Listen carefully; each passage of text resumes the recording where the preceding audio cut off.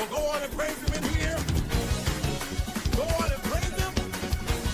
When you look back over your life and think about everything you've experienced, it was nothing but the favor of the Lord.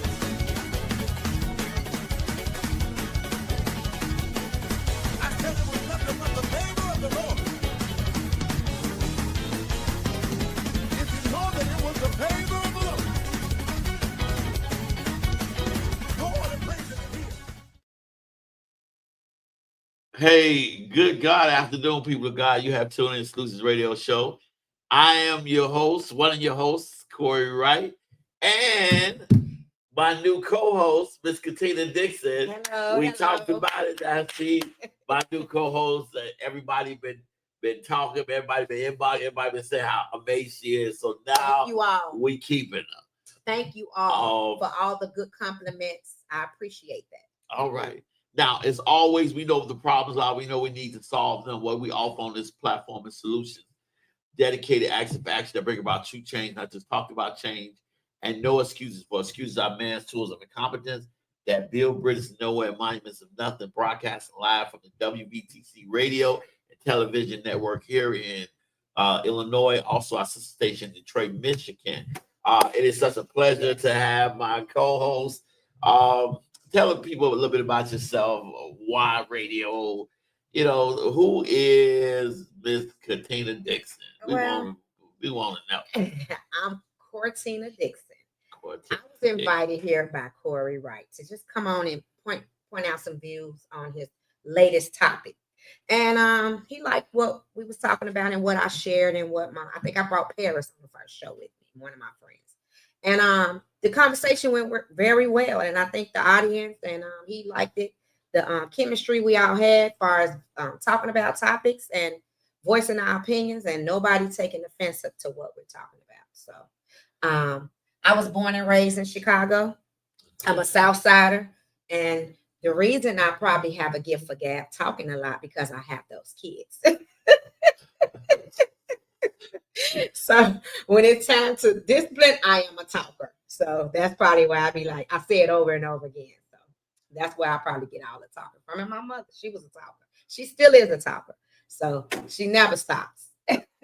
Okay, so you like radio? I mean, Yeah. It's the first time you ever been on radio? Yeah, this is my first time ever been on radio TV show. And I was impressed because I was thinking more like radio. Never thought it was radio and TV, so I misunderstood Corey when he did invite me. Yeah, because that first day she came in, I'm like, oh my goodness, look at her. We come from the gym, and I was like, oh wow, TV. So I was kind of like, oh wow, we ain't gonna do this today. So this is my first time making an appearance on TV/radio television show. So, and I like it. I like the topics we're discussing. It kind of relieve stress for me. It's a stress reliever to talk about things. I mean, you work Monday through Friday. You have a hard day at work some days, and some days you want to relieve that stress by talking about certain things. And I think by talking, it helps others. Some topics you may be going through certain things, and this radio is called radio/TV show is called Solutions. Maybe you can find your solution by listening in and tuning in to us on Saturday. Well, you gave us this topic, loving people. Even though you see the red flags, you still love them. You still stay with them. And even if you see them in the beginning, you still love them, want them, marry them. Why is it that you were so passionate about this topic? We're going to get into some of the points because I got really good points on this topic. I think this topic came to my mind because a lot of women and men see things in people and think they can change those persons or person. When I talk about red flags, Corey, I'm saying as far as the dating aspect, you can find somebody compatible. You can have a lot of good qualities, but you already have a list of red flags that you're not going to deal with. And some of us overlook those red flags and still remain to stay with somebody, even though the bickering, the arguments still come about. I mean, nothing is perfect, but I think most of us stay is because we have hope. You got hope and faith that person will change, or you don't want to leave because stability, comfort, and you see the better of that person. I mean, if you run too fast and give up on somebody too fast, you never know what you can build with that person. Bystand. But you also have those red flags. Do you leave with the first sign of red flags? Well, you know what? It's very interesting because when we look at the red flags, we look at the fact that we want to save people. I mean, we got to think about those, you know, being redeemed. You know, when we think about God redeeming us, Okay. you know, that He didn't give up on us, excuse me, or He's seen more than what we see. Because a lot of times we want to see the good in a person. There's nothing wrong with that. No, it's Because not. without God, we wouldn't be redeemable, and you know, we wouldn't be able to be redeemed. So a lot of people, they're blinded by the excitement of a new love. They're blind. They believe that they can change apart, like you said. Fear of being alone. They feel That's that a they big too much invested to leave. Correct. The psychological factors are denial, desire to be needed, the influence of feeling good, hormones that cloud your judgment. Correct. You know, when we think about ignoring the red flags, many times we're looking at the physical. Let's just be honest. The physical aspect Because of the person. there are some people who are physically gifted. I want to be politically correct. That may make you think like, you know, but we were talking about something earlier is when we look at the red flags because to make somebody look or what they encamp in themselves, we ignore but I'm not gonna say we didn't see it, Right. you know, because we see it, but we ignore it, you know, because most times I've been in a place where I used to allow people to take relationship benefits from me Okay. without the relationship, Okay. or people to get blessed by me still being dirty towards me, Okay.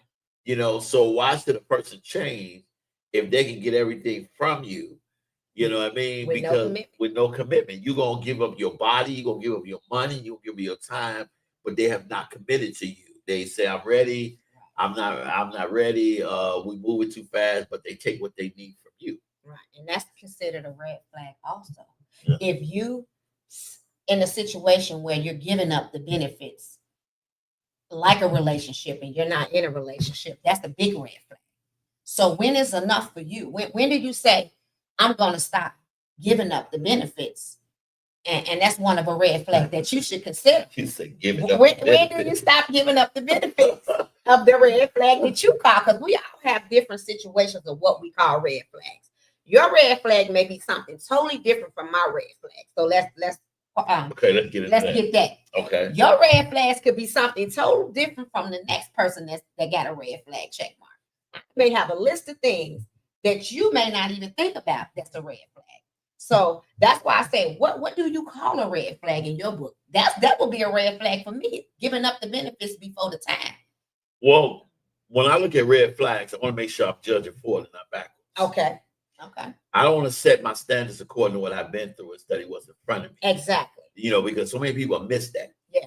You know, I'm not making sure you who God created you to be. I'm making sure you're not what I used to have. Exactly. You know what I mean? Because go ahead. No, because when you said what you used to have, I thought about the lady you gave a scenario about who wanted you wanted not your cornbread to touch the juice. That's a bit of red. She argued with me because I don't want my cornbread. So that goes back to that. I just I didn't stay with her. Because you gonna argue with me about having my corn. Like, listen, y'all. I don't like my cornbread to touch my green juice.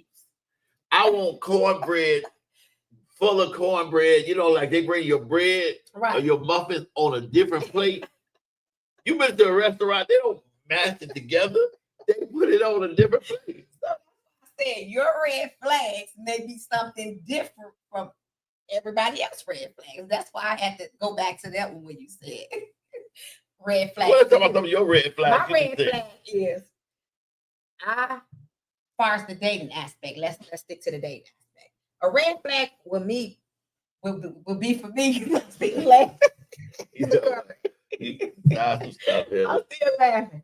One of my red flags is when you haven't closed the door to your previous relationship and you still carrying back. Talking about it. Yes. Don't come into a new relationship talking about your previous relationship. That should be in the past.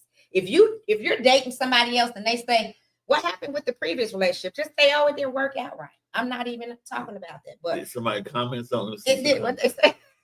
I see the comments. But you should not be addressing past relationship issues with your previous person of interest. I'm gonna say of interest because this is the person you're getting to know. All you should say, wrap it up. I can't tell you how to say it, but if it was me, hey, I'm not with that person no more. It didn't work out for us. That's it. You know what? But sometimes, and watch this. Mhm. You know, some red flags. Like there was a point that I have on here. I want to talk about first. Okay. It says how red flags are perceived. Okay. Misinterpreted green flags sometimes appear as green flags at the beginning. Actually, are misinterpreted behaviors which later prove to be red flags. Correct. Because what I say, we all got three. Some people are great actors. That's what I'm gonna say. You got that face on. Some people deserve an Oscar. You know, like the werewolf. Nice guy in the daytime. Exactly. Soon as that moonlight hit him, he stopped. He ain't mean to eat you up. Oh, but he ate you up. You know, Good, the bad, and the ugly. That was an old movie. And I don't watch these old hard pictures. I only like watching this stuff. But it was an old movie in the early 80s called Werewolf in London. American Werewolf in London. And he ate the people. He's sitting in the show with him. And his dead friend talking. They like, you should kill yourself. You'll feel better. You know? I mean, he's like, my friend's really a nice guy when he ain't fangs to eat people. You know, with the exception. Yeah, but a lot of times we perceive, you know, and one of the red flag, like I talked about on the last show, some people perceive strength and difficulty is the same thing.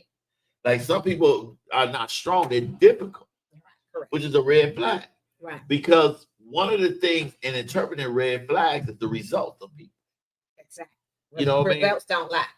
Don't lie. The only thing in this life won't lie is your results. If you say you're a Cadillac and I don't care how many times you stand in there in your garage, you put Cadillac clothes on all day, it is not going to make you a Cadillac. When you're a Pinto. When you ain't even a car. You know, you say you're a Cadillac. But what I was stipulating on far as everybody has a different red flag that you look for. Your red flag may be just something different from mine. Now, one of my other pet peeves as far as a red flag is don't want to get to know me. And then when I'm telling you about me, you trying to tell me about myself. You don't even know me. Let me introduce myself and you get to know me. Don't think you know somebody and you just met them. You'll never know what the good, the bad, and the ugly side of that person is. Try to get to know me before you prejudge a person. That's just like the old saying, don't judge a book by its cover. I could be a happy person, like Corey said, that mask put on. I'm smiling, I'm lovely. We at the dinner table. I could slit your throat in the next 2 minutes. Pray for her. But you got to know a person. So that red flag is don't overlook things that a person or try to describe them to your knowledge when you asking a question and they telling you, like the lady. She said she crazy. Don't overlook those signs of saying he with her though. Hey, if she say that what she is, don't try to say, oh, I'm gonna put this together for my own benefits and say, oh, ain't that wrong. They just playing. Oh, he bipolar. No, if he's telling you something wrong. Some people are situational and some people, you know, looking for a better way. Right. Because if you got somebody that's looking for a better way and you present them a better way, and then that's not judging. Right. Because let's be real about it. Yeah. If you're in a worse situation and somebody's coming to you with and they see the ability of you, you know what I mean? Then it's not them trying to get to know you, because sometimes the parts of you that you want them to know is a part of you that's holding you back. Exactly. You know, you basically like, I want them to get to know my crazy, but it's your crazy that's keeping you single. Exactly. Sometimes it does. Yeah, because you got to get rid of those difficulties that you made into yourself. You know, you got to get past that when you embed the difficulties and become your character. Because people don't want to admit that you have to change. That's why we're going to have this the next week's show, because about interracial dating. We're going to Okay. talk about that next week, because it's statistic that the black man is the most disrespected man by the black woman in any race. Okay. You know what I mean? That we're the only race where it's okay for a black man. Well, it's accepted in songs and Well, everything. who said But it's okay? no, it's not okay. But they do it where they outright call their women names, or you outright have women going off or disrespecting the black man. You don't see that in any other race with any other woman but I. No, I don't. I disagree with that. I'm telling you. You just don't see it. It's not publicized, but I think We go to social media. We have I know a feminist Mhm. that hate black men. okay. You just tell me. He will never be on. She said she would come on my show, but she didn't want to come on because whoever did her wrong, her whole content Wow. is to destroy black men. She's a friend of mine on Facebook. Good person, but whoever hurt her, She turned that into who she is. But you don't see that. That's why you look at our women when it comes to marriage. Our black women are the least married, and the black men are outweighing the black women in marriage. Mhm. Here's the problem: they're not marrying the black woman like they should. They're marrying other races. That's gonna be a good show. And we're going to really talk about that, because one of the things that we have been in life is we want people to accept us for our lives that they didn't live with us, Right. and change into a better life. When you get to a point where you cannot change and you won't change, that's the biggest red flag. Because if you're an enemy to your spending habit, just like You hurting yourself. Basically. I said something to a person the other day who reads scripture. But I said, you didn't look at the fact when David faced Goliath, that's they all talk about. But there's a point in the scripture where they don't talk about David's armor bearer was in front of Goliath. David never addressed the armor bearer. He never had a stone for the armor bearer. He addressed David. Okay. He addressed the problem and said, well, he was going to chop his head off. Okay. Too many people are screaming at the armor bearer when the real enemy is behind them. They're not getting to the point of what is. So a lot of times people don't want to get into the problem of what's their problem has changed. Okay. That's just like if I meet somebody, they say, well, you got to do this for me and do that for me and do that. And I don't mind doing something. But if your spending habits is bad, you can't tell me how to spend my money or my money on you. Exactly. I agree. Because your problem ain't your job. It's Your habit. problem is your spending habits. That's true. Like for me, I'm working on a lot of products, Mhm. a lot of things that God gave me to do, get out. So I keep them to myself. Right. But I live in a 1-bedroom apartment and I drive a 2010, paid for. That's a nice, decent car. Give me where I go Right. to use the money that I make for bigger things. Mm-hmm.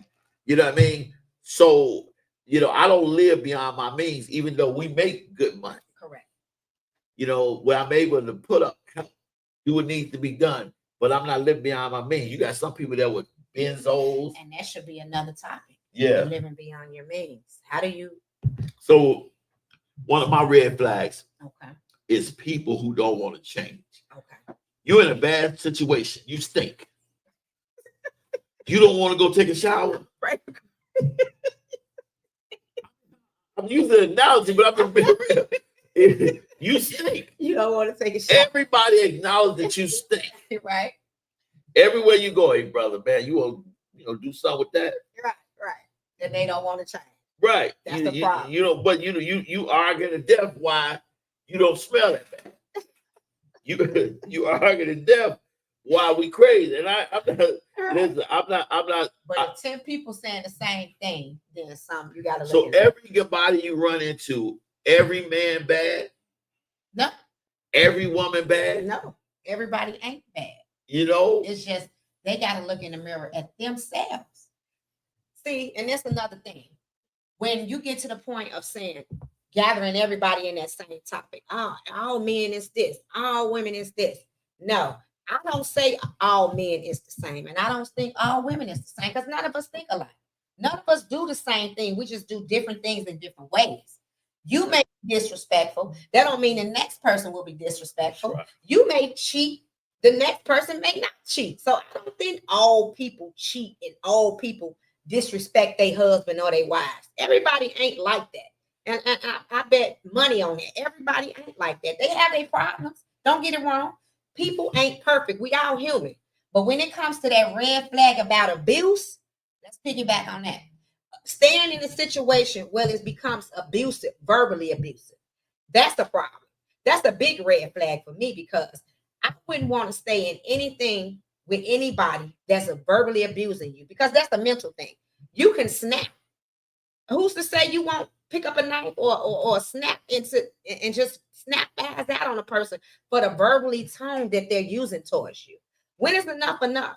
That's why I said you have to be very mindful when you see that red flag. Verbally abusive people, sometimes they've been abused and they carry that with them to abuse the next person, and they need help and they don't know how to ask for help. And like you say, it becomes their character. So when they out here dating, they just keep on to the next person, or they in a committed relationship, it becomes their character. I'm going to say what I want to say. That goes back to that, whether it hurts that person or not. And I think that's a big red flag of verbally abusing your spouse or your partner or whoever you're dating, in that sense of talking. You got to know how to talk to people. You know, I agree. And when you look at people that's been abused, you look at the fact that why do they stay in that? That's the big red. That's You the know, biggest problem. That why do they stay in that? And you know, is that a red flag in getting with somebody that's been, because that might be a red flag for me, not because of what they've been through, Right. but because of the fact that it's basically like, you know, they're so broken from that they don't realize they're broken, Mhm. so they take it out on you. You know, Mhm. I you know, I've had experience with somebody that was molested, Okay. and you know, it was hard to get to know her, and it was hard, you know, because she never dealt with that, you Okay. know, and it was like, you know, you basically like You can get the help. you don't get the help. So if somebody say that, then you know that, or you know, she want to be promiscuous, Okay. you know, right off the bat, like, you know, because it basically like, you know, this is all she felt she had to offer, when you know it's more than that, And that- because And that's because probably too, when they make it your fault, a abuser will make it seem like you deserve it, and that's probably how she felt. Far as they embedded that in her head, like it's your fault. It's your fault. I'm like this. You know, people point the blame and don't look at themselves as being wrong for nothing they do. They know they wrong deep down, but they'll have you thinking mentally it's you. So that yeah, becomes she's so aggressive. Like, I did you. that becomes a big issue when people point the blame at you for their mistakes. So you got to look at that too. Do you stay when people verbally abuse you? And I think people stay because biggest thing, comfortability, stable. They take it and they feel the person will change one day, and it ends up being 5 or 6 years down the line, and you still are getting verbally abused. Now, what is the difference between standards and being unrealistic goals for somebody? Because you got to look at when you set goals and standards. Standards can be anything from who you are to what you want to become. Goals, you could set to every year or every 3 months you want to accomplish something in your life. Like, let's say opening up a savings account. That could be a goal. I want to save $5,000 within this 6-month time span. That's the goal for me. In a relationship wise, a goal can be, well, since we met today, let's take it slow and let's see what happens in the next year or so. Let's give it 6 months and see where we at.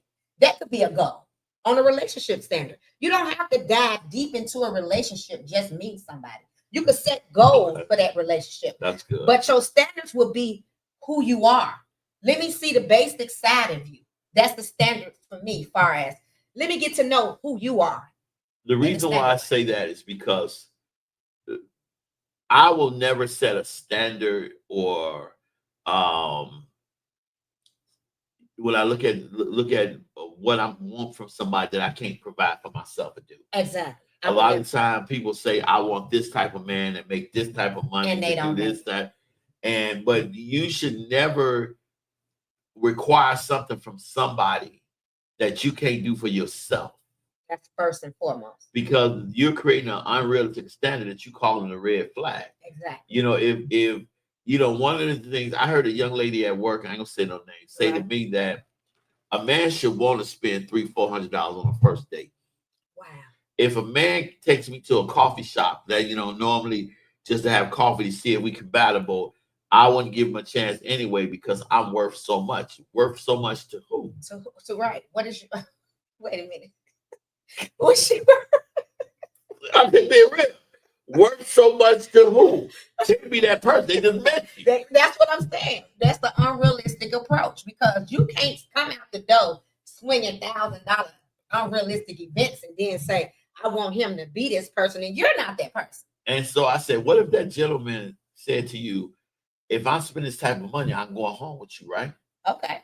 And that person say, no, man, how you gonna say that to me? But you say, I need to spend $400-500 just for a date with you. And then they come back and counterclaim I that. mean, because we're looking at, I'm going to take advantage of a person because I can, because that person wants to be with me. That's the biggest red flag in the world to me. Yes. Because how you going to require something from me that you will not do for yourself? That's the big one. Now, I believe in being a provider, doing for my woman, doing everything, but don't take advantage of me because I like you and I care about you. Exactly. Now, I see these shows, these reality shows where, I mean, we're going to go shopping, you're going to buy me something. There is a prank that this dude do. He got braids. I don't know if you've I think I seen that too. He go talk to the woman, they get nasty. As soon as he get in his car, they come running to the car. Oh, you have Where you go? He's like, I just see your energy on that. What changed? I seen that prank. And it's like, come on. They change immediately. Their mindset just go from 0 to 100. They look at the materialistic stuff that he has, and now they want a piece of that. But why do we want people to be all together? Won't give them no grace when God gives us grace. Exactly. That's the big thing too, because you can't judge nobody for what they have. I mean, like I said last time, it could be gone within the blink of an eye. So do you want that person for what they have, or do you want that person for that person? A red flag to me is don't want me for what I have. You should never want a person for what they have. That is a red flag. Because it could be taken if your stuff, your materialistic stuff lead to their mind, guess what that person gonna do? They're gonna leave right with it if they only with you for that materialistic stuff. So you gotta be careful with that too. Because my thing is that we have to deal with our own red flags. Correct. That's why I'm such an advocate for therapy. That's why you get rid of your red flags. Because one of my red flags was I looked over people that was good people. That would have made me happy. I've been happily married, but I looked at somebody for their physical and whatever, and it didn't work out. And one of my red flags is temper. I go from 0 to I'm a Virgo, so we got a good heart. But if somebody do you wrong, we go from 0 to 100 real fast. Virgos. Somebody do you wrong, we be like, what? How about that? 0 to 100. So that's one of my biggest thing of coming down. Somebody do you wrong, I gotta learn how to just say, you know what? Crazy. I'm gonna let it go. Let God handle it. Because we go from 0 to 100 quick when somebody do you wrong and you trying to prove a point of what they did. And they know they be wrong, but you be like, I'm finna buck. It's called buck up. I'm finna buck up. So that's what I have to pipe down and say, you know what? Give it to God. I got to give it to God. Because we do. Now, it's some more Virgos out here watching. I bet you any kind of money, Virgos, we are very kind-hearted people. But when somebody do us wrong, we ready to cut them. Ain't no coming back. The views of my co-host has nothing to do with me. If you all see her on Channel 7 later, one of these days, know that I had nothing to do with it. I will be implemented in no crime, No, nothing. I had nothing to do with that. It's all her being a killer. Ain't no killer. I mean, I already cut. 0 to 100 mean your attitude. You see everything. What's up? Cut you mean get rid of you. It's done. Don't talk to me no more. Let me describe what I see. Your words may be something different from my words. It's like your red flag. When I mean by that means I'm done dealing with you. Period. When I say it's you cut. You ever heard that song? Right. Cut it. No, I don't know no song called Cut It. You ain't not put me no listen, you ain't make That me no. mean you got rid of. That You mean ain't make me no accessory to no crap. No, it ain't gonna happen. That No, mean you done with the it's person. not going to happen. We got Dr. Franklin, the genius behind this whole thing. Watch it, y'all talking, but it's the truth because a lot of people are blinded by love. That's true. Let me just get you because Yeah. there, some people can make you feel good. Yes. They may not be no good, but they can make you feel good. Some people just got it. Right. Some people got fine itis. They just look good, From the outside. and they but make woo, you feel good because you got to remember something. They feel good. But what's wrong with them in the inside? They toe up on the outside. It make you feel good. To do wrong, Make you want to Al do right. Green said, "Love will make you do right. Love will make you do wrong. Make you come in early. Make you stay all day." He got so frustrated with the song, he just said, "Let me fall for love." He couldn't say nothing else. He said, "Just let me fall for love." I couldn't listen. But- Love will make you do. But it happens. And 'Cause- you overlook those because of what? You compatible in some other way. And the new romance feels good. The euphoria makes it difficult to see the problems objective. Because if that person is excited It's new. It's something and new. it's new, and they just know, and like some people just study you, they know they got it. Yeah, and that's why I say don't think you know that person, but they will. It's You know? a trap. It's called entrapment. You know, They like will trap you. Oh, I'm gonna go ahead and give her what she wants, talk to him or give him what he wants, and lure. It's called fishing rod. Lure you in to bring you down. and one of the biggest problems with red flags is getting physical. Okay. Now that's The a worst big red. thing you can You do do not want to be fighting. is get physical with somebody with a bunch of red flags, bunch of problems going on. Because when you in that place, you're not thinking about those red flags. I will make it work. To be honest. That's why I've been, man, listen, God delivered me from flesh and because that was my thing. Putting your hands on somebody is not right. It's not Man right. or woman. Not right. Mm-mm. If you tap somebody like that, don't put your hands on them. Because when you go to that next level, the You red can't come flag back from it. disappear. But you can't come back from that either. Once you put your hands on somebody, it becomes a new mental thing. You know what they say, when you go that route, it's hard to not go back that route. So do you stay? Do you stay with that red flag? You know, it's a lot of people out here in situations where they are getting verbally abused and abused in that situation, and they stay. Do they overlook that, or do you seek out help to get your mind right? Well, I Because do it's a believe mental issue. some people want to change and they need an opportunity to change. So I'm not going to say that all red flags are, some red flags are not situational. Yeah. Because, oh man, this doggone, you got me a hiccup in it. What kind of crap is that? I'm on the radio hiccup. It's Corey, y'all. It ain't me. Whatever. So, some of those red flags are situational. Right. Because when we growing up, our parents are doing good, but at one point it was days where they didn't know where they was gonna make it. They had to make it a stretch. Mhm. A lot of our people learn how to multiply, make a dime into $1, Exactly. stretch it. Yeah. But one of the things with me is I try not to get physical. Mhm. Because I don't want to get physical because you look at that because I need to be in a place that I can grow. Right. You're not just taking from me. Right. What is your plans? What are your future? If one of the things I've seen is people are not interested in building something.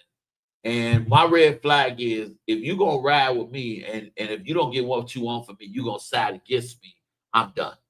Oh wow. You know, I've had relationships like that. You know, one recently. You know, you see the people wrong and they dirty, but because I don't get what you want from me, I'm gonna side with the people that talking about you, the people that's dirty. Right. I'm gonna side with them against Because you you. didn't do what I Want you to do so we can do it. And God simply remove me from it because there gonna come a time soon that a lot of people gonna say, "Man, I wish I would have worked with. I wish I would have gave him a chance." They're gonna see a whole nother level of prosperity and blowing up that they've imagined because I put in the work while ain't nobody looking. And I stayed in a relationship for 9 years with no growth. And that's why Wow. it's hard for me to go back in a relationship. I've been single for 5 years now, but I also have been having friends, you know, like I say, cloud my mind and judgment on that. That's a whole nother topic. But I stayed in a relationship for 9 years with no growth, no stability up and down or whatever, but I was stable. Why did you stay? For those same reasons, comfortability. Didn't want to start over. You have those thoughts until I grew up and got wiser and said, you know what? I want more out of life.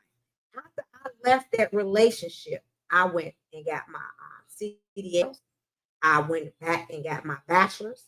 I went back and started working for the state. I bettered myself in those times of leaving and endured and set myself on the path of planning goals, setting out goals for me to do better for me. With him 9 years, I didn't grow at all. I was still at that same stage of working for I think I was in truck driving school, working for the post office overnight, going to CDL school.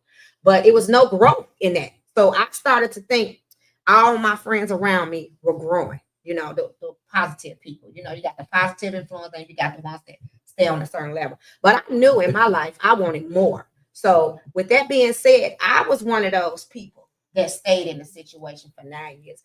Oh, we had fun. We traveled everywhere. We did all the things that people can do. It wasn't no abuse. It wasn't no altercation as far as that. It just wasn't no growth and no stability and talking about futuristic plans. Oh, we got along good. The kids got along with each other, but what about the future? So I started to think about my future. We getting older. Where are we going with this? So I left because there was no growth in that. And now look how much I grew since I got out of that. 5 years later, I'm booming. Bought a house, got my kids situated. I got 3 degrees. I went back and got everything that was due to me. And now I'm like, the next step I'm working on is my real estate credentials, you know? So it's all about what you want out of life. And if you with somebody that's a hold me back, I ain't gonna say hold me back, but I choose to stay. But I got wiser. You know, you start to think like, man, am I gonna stay on this level forever? Or do I want more? I wanted more, so I reached out and got more and just we separated. So I accomplished a lot of things without a significant other. So I built my own empire. And that's why I say for me now, it's 5 years as I've been single. This year make 5 years. And I've been already had this before the 5 year came, you know, Mark. So it's like I got the job, I got the career, my kids are situated, they got their career. I don't have no babies, you know. I can date, get on a plane, somebody can fly me out, you know, hint, somebody can fly me out. Fly you out. Fly you But what I'm saying is it's hard to leave a situation when you let the years pile up. Take it from me. My advice. I will never stay in a situation past a certain amount of time anymore because you waste your life on living for those 9 years for you and that person when that person didn't want more. And I moved on, and I guarantee you to this day now, he's still at that same level. Ooh, bro, ain't got nothing to do with me. I'm telling you, you see, ain't no comment. I'm riding with you, brother. But that is one of the things why people ignore red flags is fear of being alone.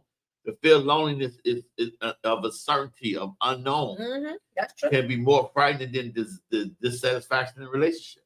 That's the way people look at it. Comfortability, loneliness, you be like, oh, I'm gonna stay and stick with it. I see the good. They also got good potential. Let's not forget about the good the person had.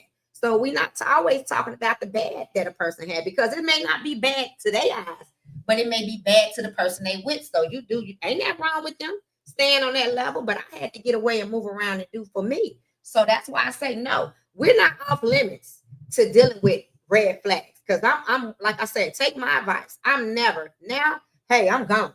2 years, I'm dating you, and the first year we getting to know each other. Second year, we ain't on. All right, see you later. That's the mentality I have now. And you know, a lot of times people uh, ignore red flags or see red flags because they believe, you know, they have desire to fix or change people. Yeah. Some people believe that they can change or manage their partner's negative behaviors, Correct. and they feel a strong desire to help them. You know, because one of the things is, and it's just me, is that I don't believe God has just seen you somewhere when you in your worst. Right. He'll send you somebody. I mean, when you're best, he'll send somebody in your worst. Sometimes he'll send you a partner that not only that he needs you to bless them, but they're your assignment and your partner. Correct.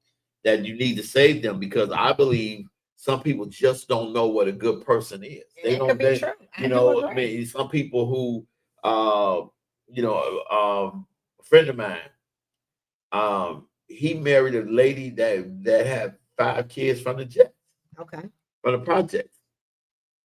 He's the business owner, manager. He's doing, all type of things. You know, he's worth megabucks. He's doing good things. But he said she got such a beautiful and powerful analytical mind. Okay. And she just been through a rough time. She just repeating the same cycle of family. But she's really a beautiful person. He gave her a chance. And he funded her to have, to take care of kids out of the home, Okay. Daycare center in the crib. And now she has 5 daycare centers. That's good. That's and around the city, and she is killing. That's good. Because he looked at her red flags was situation. And that's why I said some red flags can be looked over and you can still look at the good in that person. And that's one of the reasons why I said people do stay with people. They don't just say, oh, 1, 2 red flags. No, you got to look at the value of a person too, because what's your red flag may be minor. It may be a minor red flag that you could say, hey, I'm going to take the positive and see what my red flags is with that person. And I'm going to outweigh that. And if I can deal with that, because I'm looking for somebody for better, for worse. You got to look at that. He saw for better and for worse in her. And he took that and ran with it. And if you can find that on a day-to-day, because you can't keep running from problems. People keep running. You can't keep running. And if you keep running, you're going to find yourself, like you say, in the same circle of situations, because you are scared that you're going to run into the same person. But if you don't never try, you will never know what's out here for you. But I'm not saying just let your guards down, because I'm not going to let my guards down to anything and anybody. It's up to you to scout through people. Like you say, spiritual and fruits of labor, bear fruits of labor. You have to find somebody that's going to be for better or for worse these days. People are runners. I'm running. That's how they think. Oh, I see some, I'm running. You didn't give that person a chance. And like you say, you overlooked that person. That could have been your forever. But I've learned now to ask God first. Like I may joke and laugh, but when I'm serious about somebody, right? I'll say, pray on me. What did God? Because I don't want you to say later, you know what? I should have, if I know, because if what God put together, let no man put under. Okay. If God is first in it, God's in it. Like most people don't understand, when after Moses had the burning bush moment with God, he didn't want to go. Okay. And God was going to destroy him, but it was his wife that interceded for Moses. Okay. You know what I mean? So you got somebody to intercede for you on behalf to God. Therefore, that's why I say somebody pray on me, because let God show you who I am, so you will know already. Right. But a lot of people got the fear of being alone, and they feel like they can fix somebody. Right. You gotta fix yourself. I'm not trying to fix somebody to be something that they were never called to be. Exactly. But I do understand when some people are in bad situations. Right. Because one of the things I'm not asking you to do for me, but I am asking you to respect me. That's the biggest key. Because if you're going to be disrespectful to me and you're going to be open, like I don't mind giving anybody anything, my wife treating you like a queen.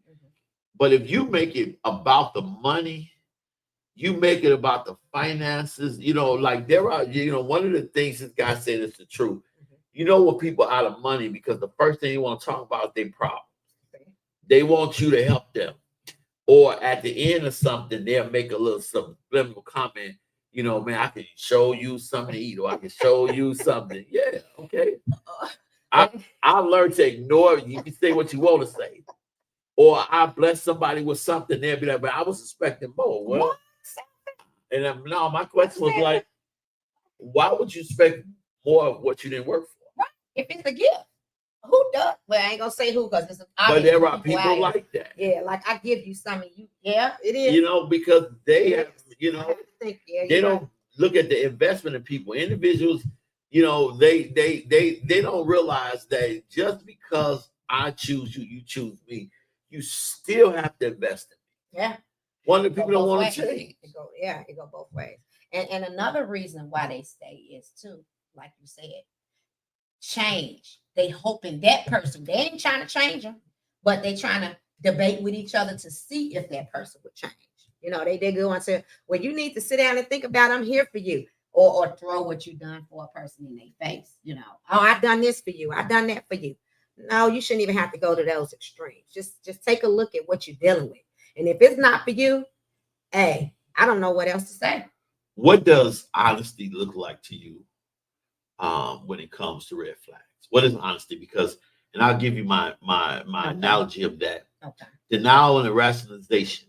People may deny severity of red flags or create excuses for their partner's behavior to avoid facing the reality that the relationship is not good. And those are called when they make excuses up for the person they with why they do certain things. I have a friend that get treated like I can't even describe how he treat her, but it's verbally abusive, disrespectful on so many levels. But she make excuses up for him. Oh, he bipolar. Oh, he this, he that. Oh, he that. Well, when is enough enough?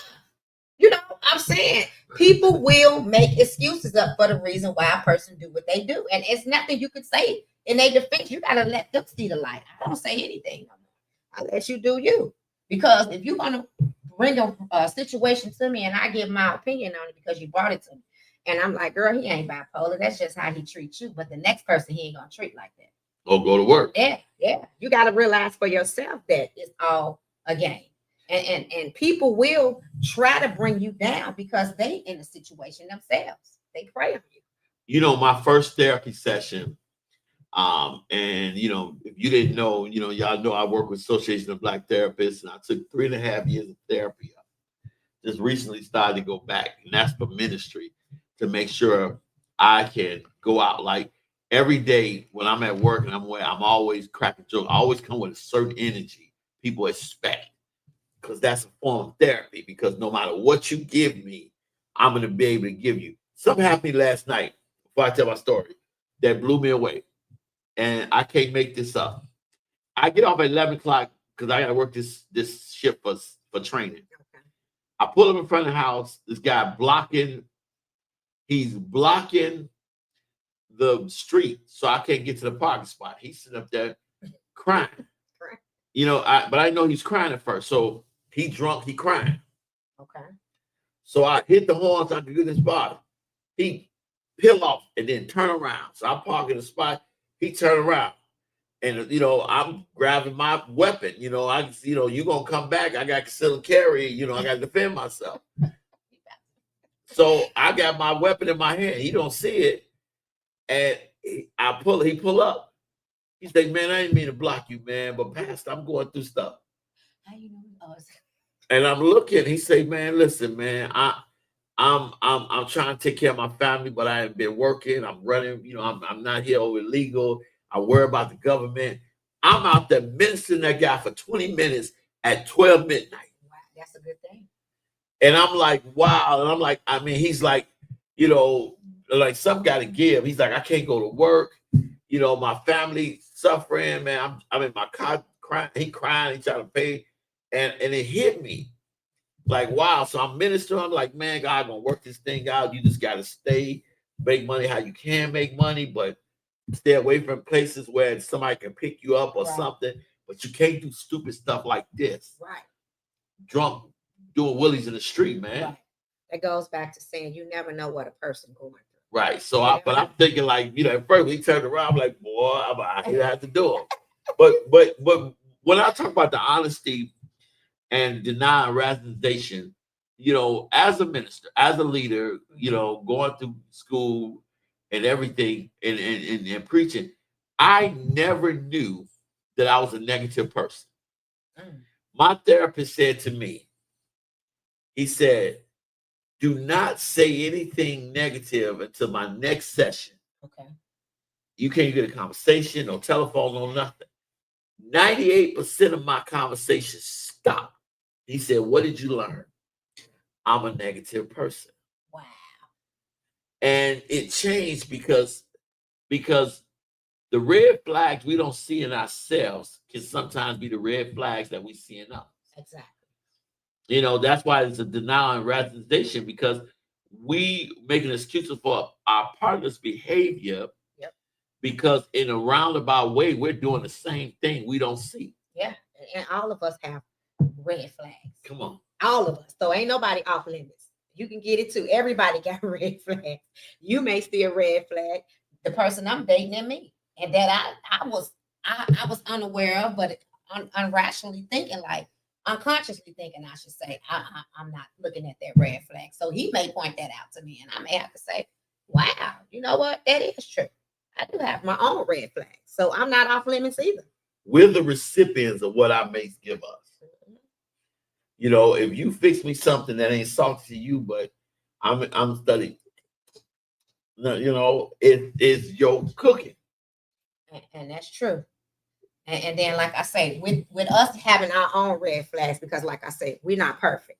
A friend of mine told me one of my biggest red flags is when a person present a situation to me, I don't be truthful to them. He said I sugarcoat the conversation. He said I should be. I don't know.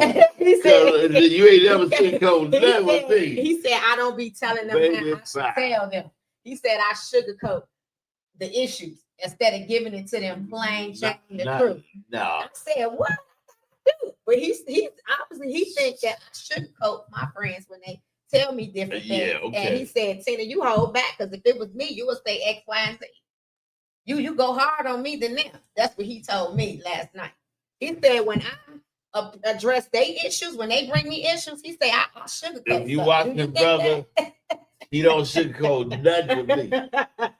She don't sugarcoat over nothing. By the fact, I work with her every day. I ain't seen that sugarcoat. He said I sugarcoat stuff when it comes to them. Like I cut corners. I don't say what I really need to be telling them. But with him, when I'm talking to him about something he did, I go shoot and butt. He said I give it to him hard. Like I just be down on him. Like woo, like I don't see myself as sugarcoat anything. But he say I do. Maybe that's why I say, yeah, that's true when you said that, because I was told by one of my peoples that, hey, Tina, you sugarcoat your friends stuff when they come to you with stuff. You shouldn't be sugarcoating. You should tell them the real deal. Well, wait a minute. I thought I did tell them the real deal, Court. But you got me on that one. I ain't never seen that. You're right. But that's what I've seen you cut in string. I didn't see you go up on that's why I said, now, anybody that bring it to me, you bring it too. But I never know me to sugarcoat stuff. That's what I'm saying. Do you see me as that person? Okay, so that's one out of a million. In the words of Living Colors, hated it. Red flag they say I have. I know a couple red flags you got. I don't know about that. No, they say we talk. You crazy, Lou.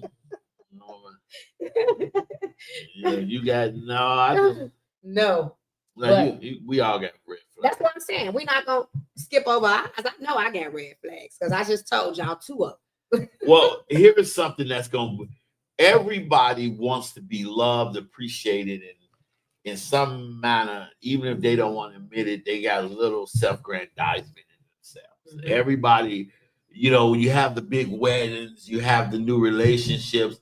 Most people want to put it on social media, put it in socialize, and they want to put it out here. God told me this is gonna be the love of my life, and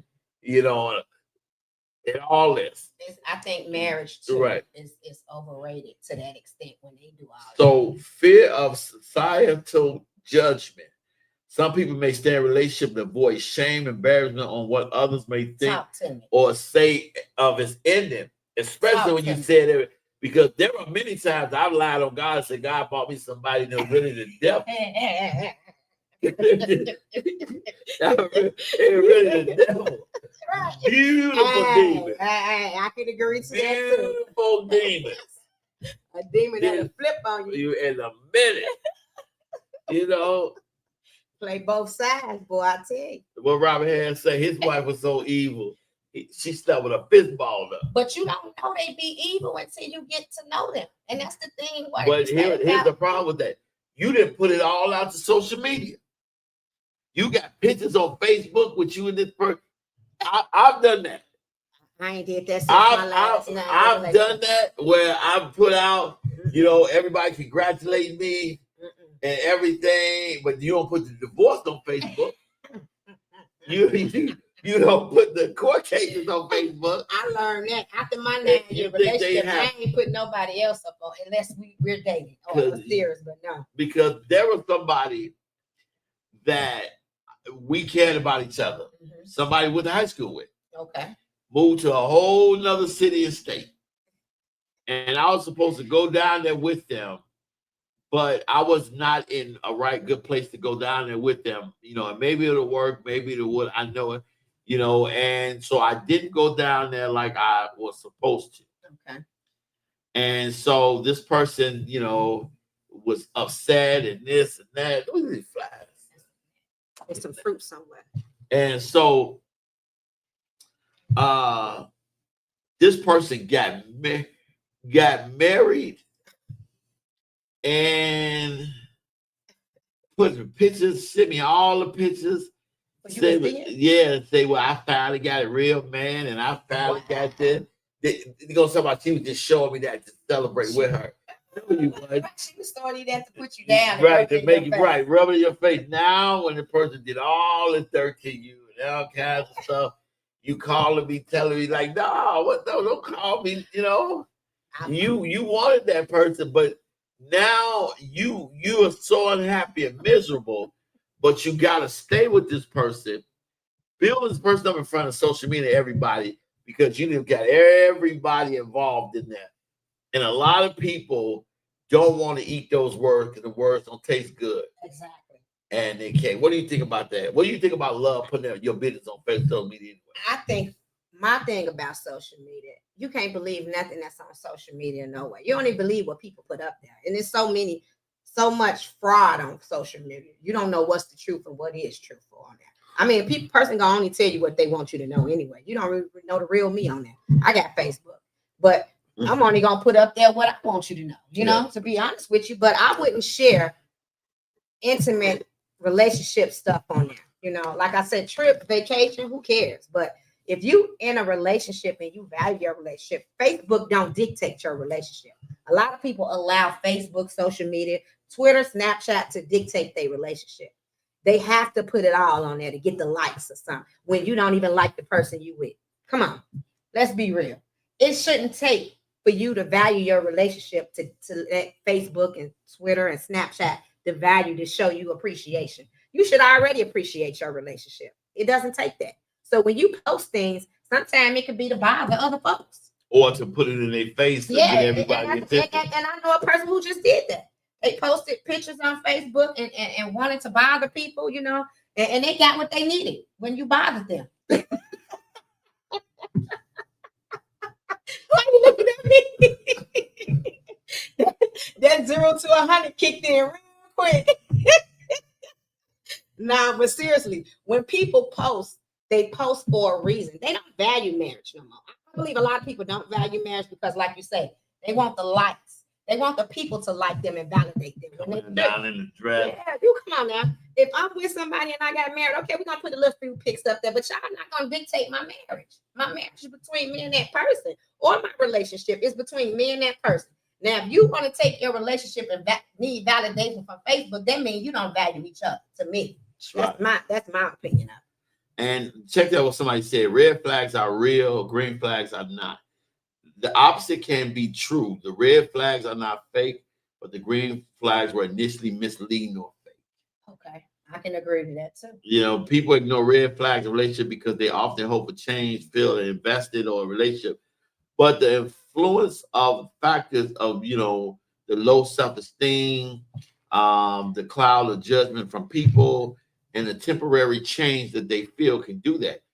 Now, when we look at green flags and red flags, I think we all have things we need to work on. I'm You know, definitely, there is yes. nobody perfect. That's why you Yes. got to be committed to the commitment. Yes. You know, And hurt people hurt people. When Yeah. you thinking you hurt somebody, that person will hurt you worse.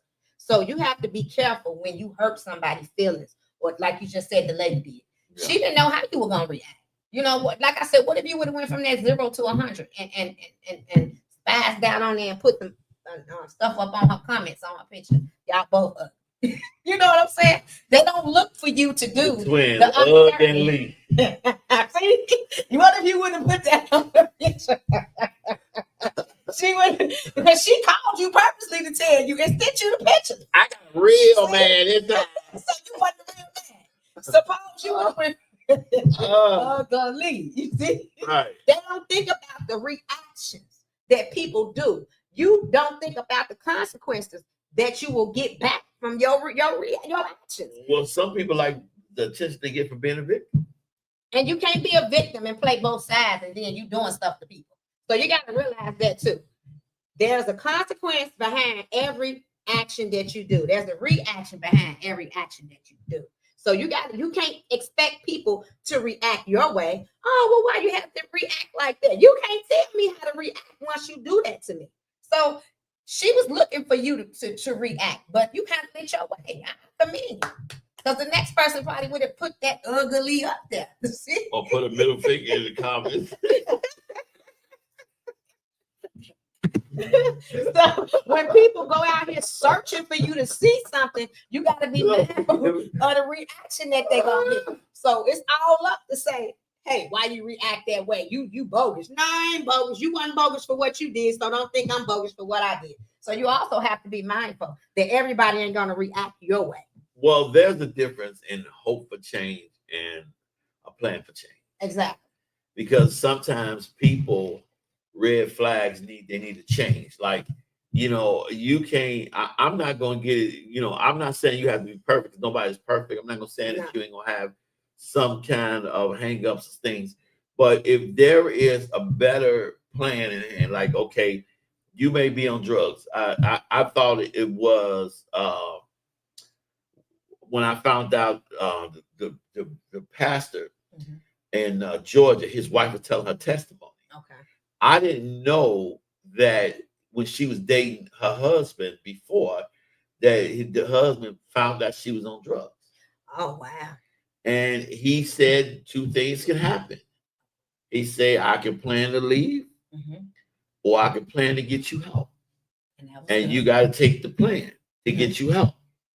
Because I'm not saying that you're not. And she took the help. She changed, and now one of the brightest voices in preaching can preach down a house. And that's a good change. That's what I'm saying. Now that's a good change. So when I look at red flags, are you willing to accept a change? And that's what I mean by you look beyond the red flags. You look to see what else a person can do. You look at the good.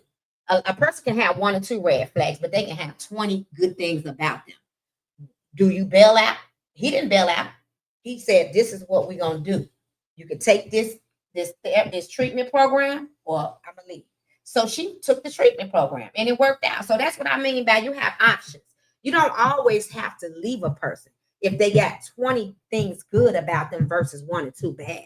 And I'm not saying 1 red flag dictate you leave a person. No, you have to distinguish between how many red flags they got and how many good flags they got. Tell you what, when you date somebody or you already in a relationship with somebody, I guarantee you're going to have 1 or 2 red flags of your own, and they're going to have 1 or 2 red flags of their own, because nobody is perfect. But do you plan to build with that person and overlook those little bitty petty red flags? It could be done. You just heard the testimony. It could be done. I say you don't always have to throw the relationship away to overlook red flags. You can deal with them and grow from there. Just be mindful of the 2 red flags or 2 or 3 red flags that you have, As long as it's not to the extent where you abuse it, putting your hands on people, I don't agree to stay with nobody that does that, as far as abusive and stuff like that. So no, I'm not saying stay with nobody that abuse you. I'm saying look, red flags, like you saying, that can be a situational change. It don't have to be something tough. So I do. Here's the perception I want you to attack. Mhm. In the investment relationship, people become attached to the relationship itself, not the person, and don't want to give up on what they've already built, even though it's unhealthy. Like if you take a person and you help build them up, you help build a business up, they brand up, you put them to school, you didn't made them into a good person, and they do all this, but even though it's not unhealthy for you, you don't want somebody else to enjoy all reap the what you benefits. built up. Oh, okay. Because there are a lot of women, Mhm. more so than men, that build up a man just so somebody else can have him. Because they leave so soon. It's about patience and sacrificing and committed to that person. Some people don't have the patience to stay after they did the work, and that's how they miss out.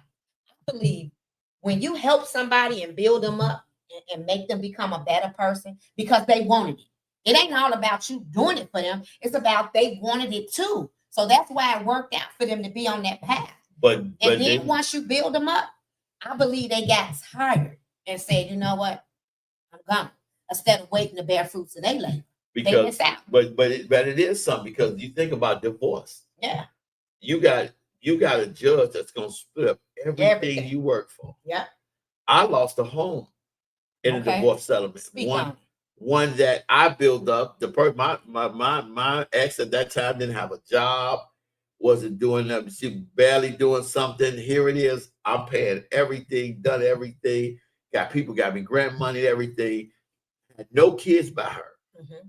But because of the fact that she got kids, my name had to come off everything.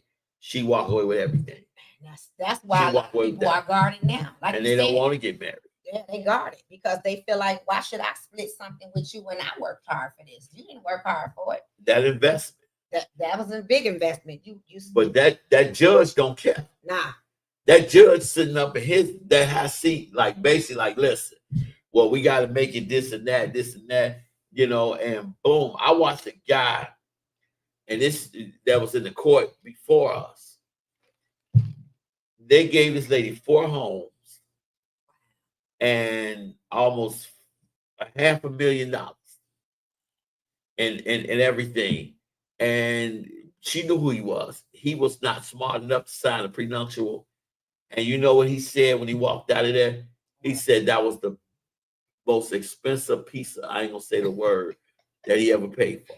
Wow. But it happens. And that's why you have to be mindful when you own property and investments. I mean, ain't that wrong with planning for the future with somebody, but you got to know to protect your own investment, like you say, a prenuptial. Ain't that wrong with a prenuptial agreement? Right. If you own all that property and got yourself stability, you work for everything that you stable on that, and then you bring somebody into your life and marry them that didn't have what you had. So you got to be mindful on dealing with somebody that don't have what you have. And suppose you do get with somebody that don't have what you have. And what's wrong with giving them that piece of paper? You learn from your mistakes. So now, with that being said, when you get with somebody else, will you date somebody that don't have much as you now? I won't date them until God gives me the green light. Okay. Because you know what? If we're gonna work together, we're gonna work together to do something. That goes back to that's different. You split. Hey, if we got 2 homes, we buying another one. You ain't gotta give up your most house. People don't want to get on the boat when it's getting built. They want to get on it afterwards. They want to get on it when it's selling. Mm-hmm. And they want to tell you how to be the captain. They want to be the captain, but they don't want to put any of that, because my therapist said to me one day, he said, you got to stop making people let you feel bad because you won't help them out of a situation they put themselves in. That's true. You can't help everybody. And he said that offer to help their work, not their situation. Mm-hmm. I'll help you work out of it while you put in the work. I'll help you work. Right. Because what got me mad is my work. Right. Nobody gave me nothing. So I'll associate myself with your work. Now, not what your need or give me. And You you know. shouldn't have to reach into your pocketbook no more to help somebody. Like you said, it could be a mental thing. Let me show you how to get what you need. Mhm. It ain't always giving. Let me show you how to get yourself up off the ground. I mean, it ain't all about reaching into your selling somebody, your person say, let me show you what to do. What's wrong with showing them the 5 steps to get it? One lady said in her testimony, she said she ran into a rich lady and she did something nice for her. The rich lady said, I want to help change your life. Okay. She said, I want to give you money. And the lady said, don't give me money, but pay for my nursing school. That was a deal. That was a blessing. And she asked her, well, why do you want to do that? My nursing school is about 100 grand. Let's say it was 100 grand. Mhm. I can make that every year, opposed to you giving me 100 grand. Right once she finished school, yeah. She said that makes a lot of sense. So when we look at that investment, that hurts. Mhm. Make people stay. More people don't want to admit that. But if you didn't build somebody up and you didn't put them in good, and you know, because the worst thing, and we may not look at this, Mhm. but the worst thing is to watch somebody else enjoy your hard work. Yes, yeah, and that's why people snap. You know, that's why stuff happened, because Yeah. I done built this mansion, and not only the judge gonna give it to you, Yes. but then you're gonna move somebody else to enjoy what I worked my butt off. That's hard. Yeah, that's hard to accept. People don't want to accept that. That's why they stay in their red flags, because they like, I can't part with that. Mhm. All this, I'm gonna let this judge tear out my life that done worked out. And now you starting over from the bottom. That's a hard thing. Mhm. You know, that's a hard thing. That's why I say, yeah, marriage is very deep and emotional situation when you have to leave them and split. That's one of the reasons why I say if you separate from somebody and you still married, you got to take care of your business, wrap it up. Because when you start moving along the line, if you get to know somebody else, who want to date you when you already still married? Yeah. No, we need to talk about futuristic stuff. I have never rode down that block again. I'm not ready to go down that block. That's why I say it's a whole But Chicago so big. right, You I gotta was stay out this side. I've never rode down that block ever again. I bet you would. One time it's good enough to give away a whole house. Right. I would never. You That's know. hard to walk up off a home that you built. That's why so many things I'm working on now, I don't say anything about it. Well, people like say, hey man, he living, he don't know that I'm working on something big. Mhm. So I'll be in a Me position too. that hey, when it comes to it, I can, hey, you know what, I'll offer you a good life.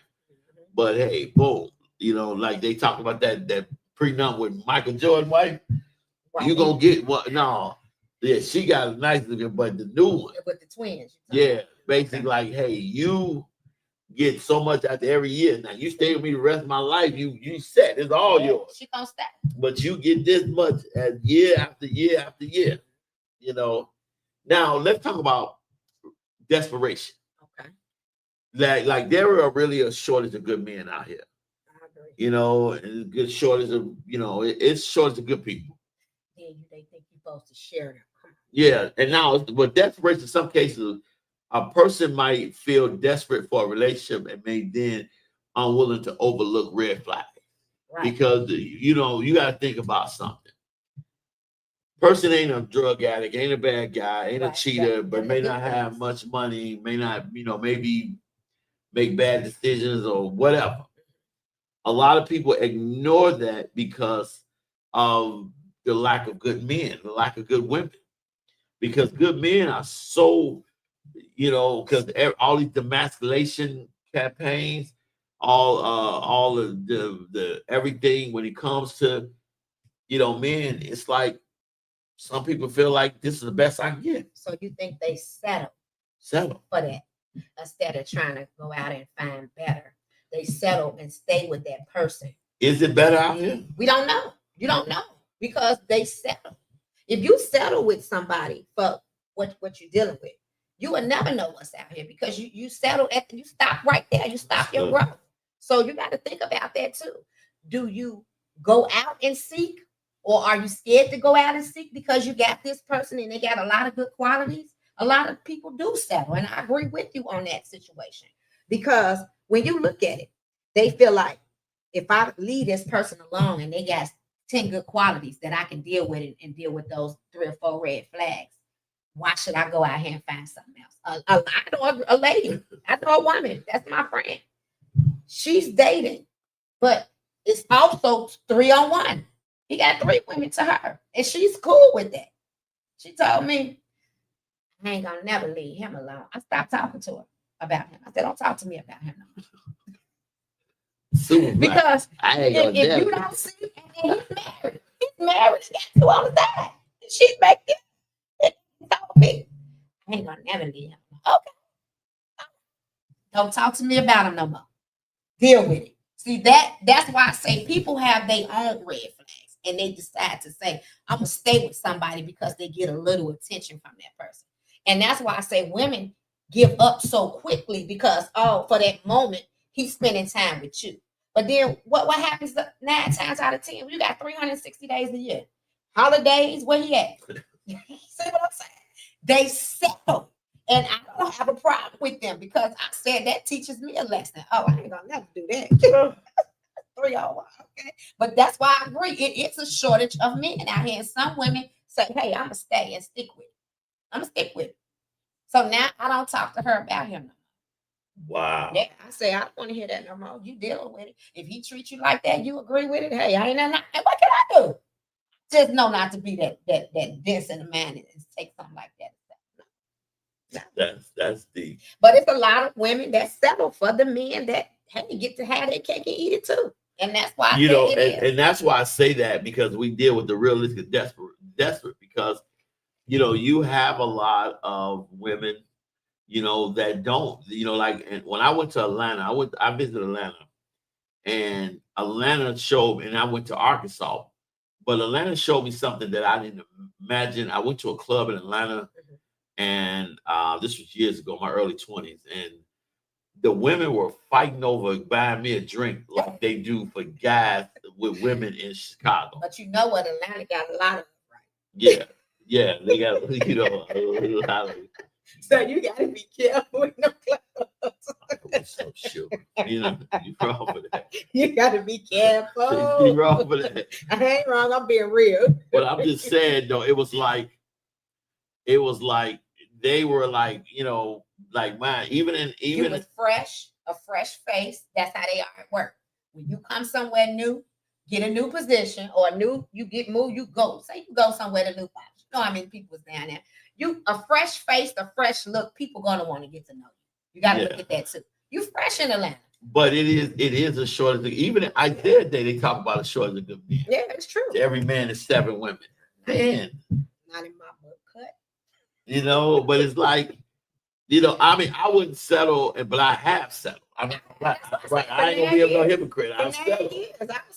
I've seen people walking around with red flag on their forehead and still got with them.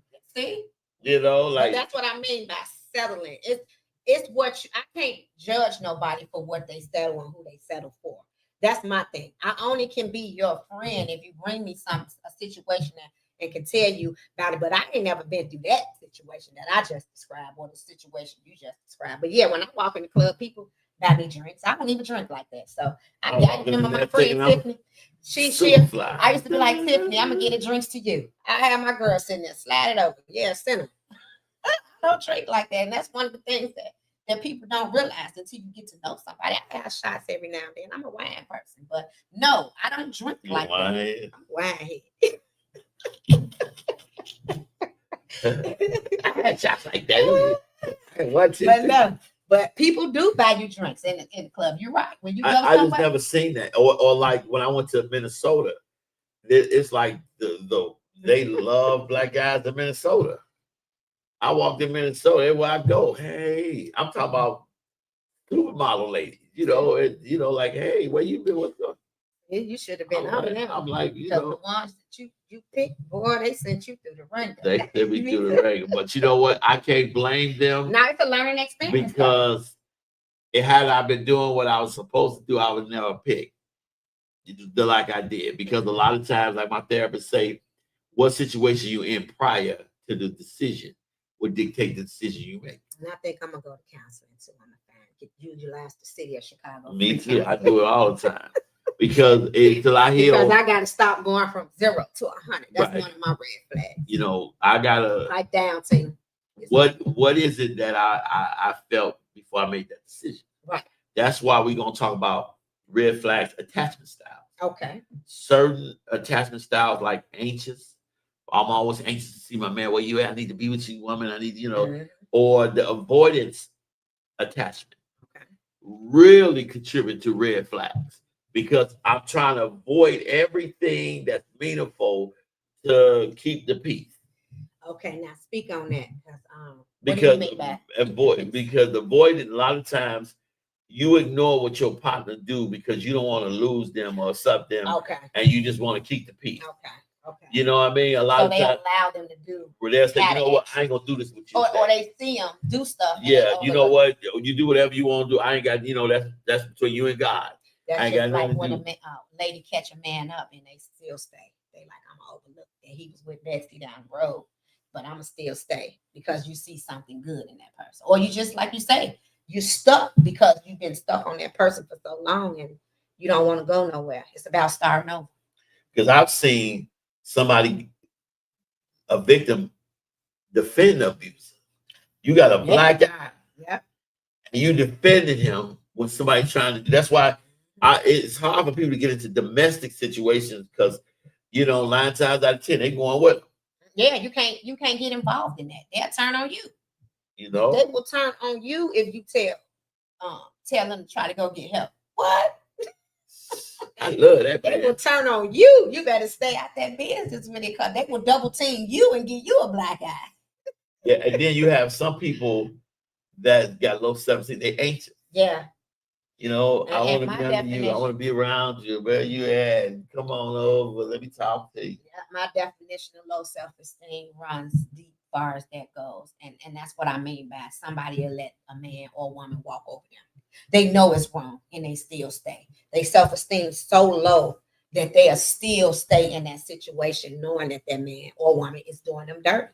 And what I mean by dirty is they cheat, they taking your money and leaving you dry and high at the house while they go out and party at the club and come back and beg you for more. There are a lot of dirty situations that go on out here when I mean low self-esteem.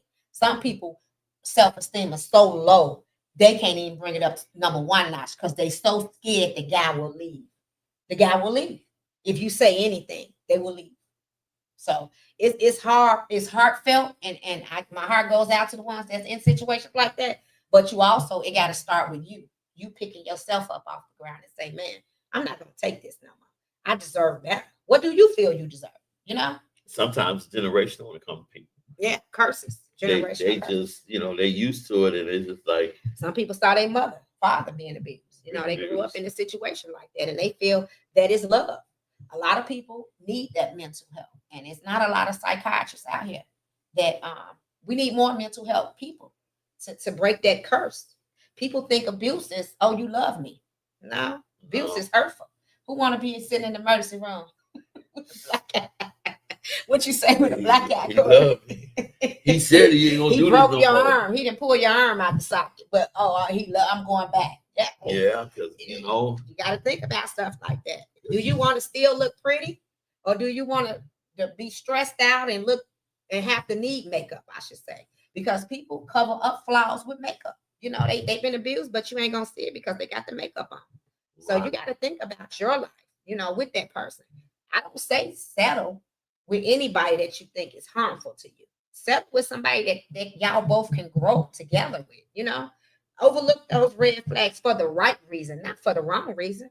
That's why I say, man, if I got somebody that got 3-4 little red flags and they treat me good, respecting me, man, we living a life and we're growing together.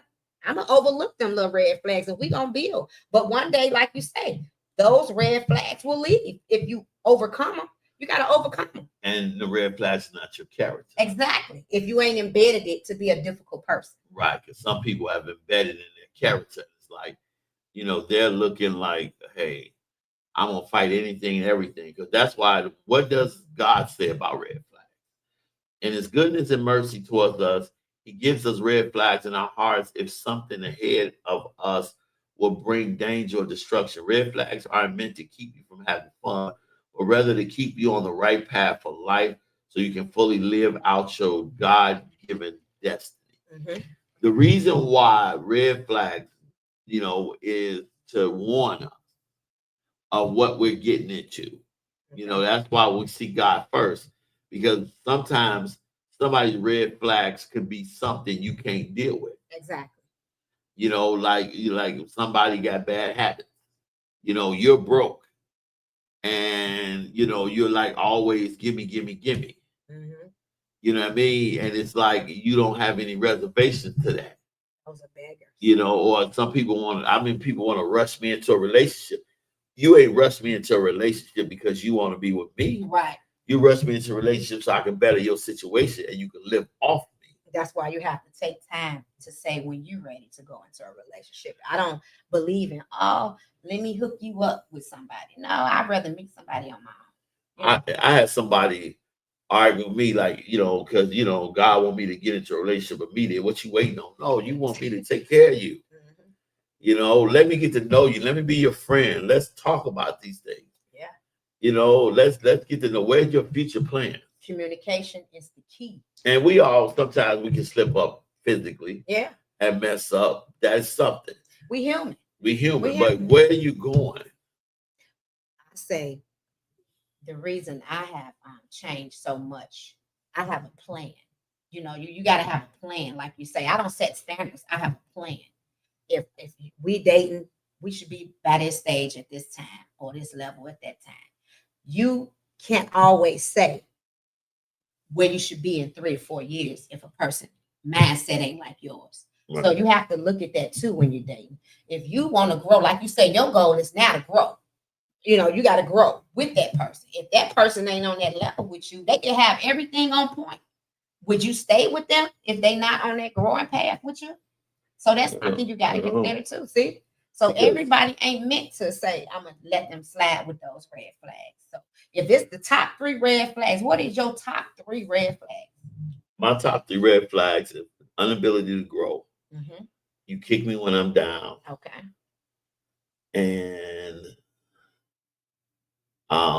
somebody that won't let me finish my statement. Okay. Like you said, the language. That right. That's a red flag to me. Because one of the things is that we can't build nothing. I can't be with you. Mm-hmm. Because I could be poor or broke by myself. Another thing is that when you see that I'm down and you want to make a point when I'm down, you want to kick me when I'm down, because one of the things, especially with men, if you mishandle somebody's vulnerability, you lost it. See, that's what people done. Yeah. Because I am vulnerable with you. I am opening up my heart, my life to you, and you kick me when I'm open, you will never get a chance to do that to me again. And third is communication. Mm-hmm. If you constantly interrupt me or go in and you don't hear nothing I have to say, or you say something, or you just, and I can't, like one of the things I had a show years ago about rude Christians. Mm-hmm. And the reason why a lot of people are not coming to church because Christians don't even allow you to say something. Wow. I just need to just talk and talk and talk and talk. It's like, if I can't finish a conversation with you, then eventually I'm gonna stop talking to you and we're gone, because you're looking like, well, I don't know where it went off. No, you can't be quiet enough. Let me say something. You can't say you gotta get the first word, last word. Like, there are some people bad with that. Yeah. Even with text. Mm-hmm. I post somebody, thank you for what they said. They post back. I was like, okay, have a good day. They post back. It went on about 27 posts. I said, okay, you ain't gonna stop posting because you gotta get the last word in the text. That is annoying. The people gotta get they gotta get the last word. I just dropping it. And they dropping it. And it's like, if you can't let me finish a statement, you can't talk to me. Mm-hmm. Because the one thing to me is when you go off like there was somebody I was so in love with Mhm. that the minute I said something to them, their everything went out the window. Wow. Once you said something this person didn't like, she was going in and wasn't gonna stop. That's too much. And she wasn't gonna let you get a word in. She was gonna go in, and it's like you, and as beautiful as this person is, amazing and gorgeous, she gonna always be single. Because once you say something she does not like, It's over. it's over. She going in. You have to be very with her. If I ever talk to her, I am very, very, very That's careful. it.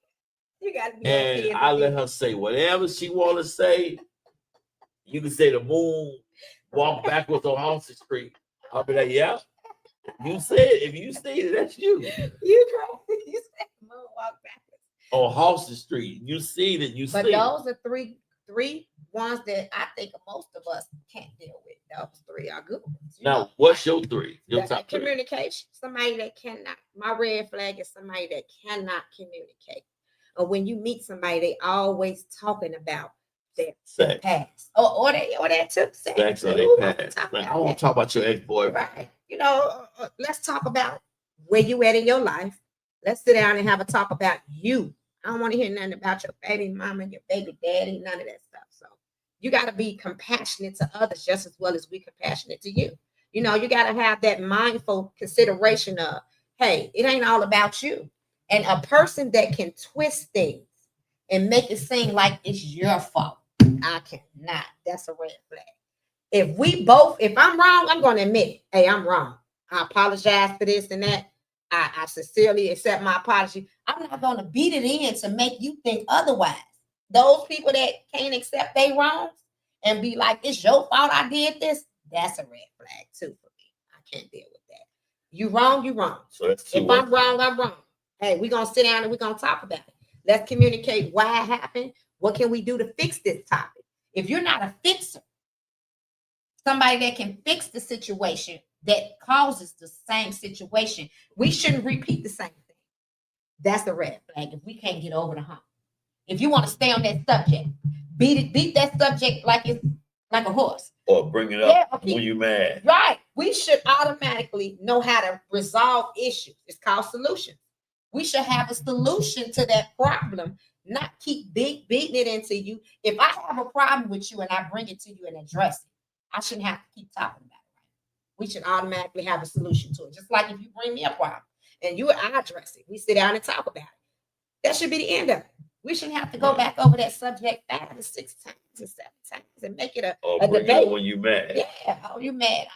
That was one of my things I had to revamp, you know. When I get mad, when I used to get mad, so I am a product of my own beliefs. I had worked on me, and I'm still a product of me. So I'm still working on me. It's a work in progress, you know. Like you say, my guards are up because of the trust, the commitment. People ain't looking for a commitment out here no more. You know, you got to be careful. So there's always a certain time and day to say, let me just see what this person talking about.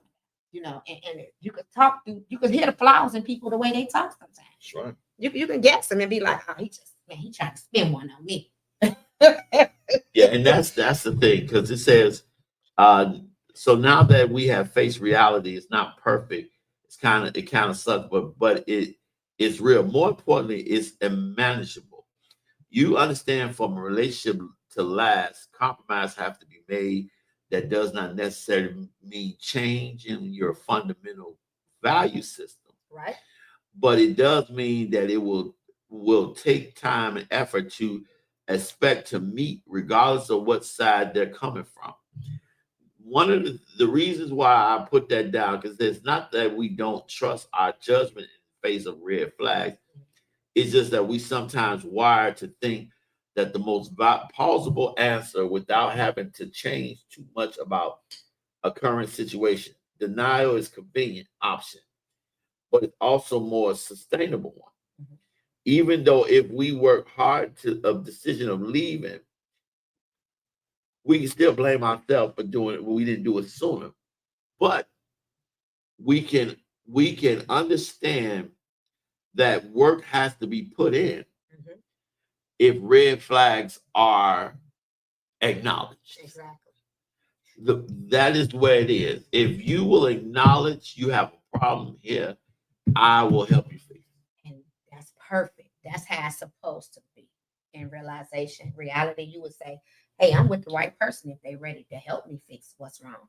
If we can sit down and have a conversation on acknowledging when somebody's wrong or what the problem is and about the red flags that you have a problem with, and we can work out a solution. That's number one for me. That's growth. You grew to acknowledge the problem, and now let's work on the problem. So if you got somebody in your life like that, that's a keeper. I mean, that's the keeper right there. Because we're gonna all have problems. Exactly. We can't run from it. We can't run from it. We have to deal with it, but is it worth dealing with? That's something you have to distinguish between the good, the bad, and the ugly. 'Cause And what I mean by that is that face mask, like you said. We can pretend all day that something don't bother us.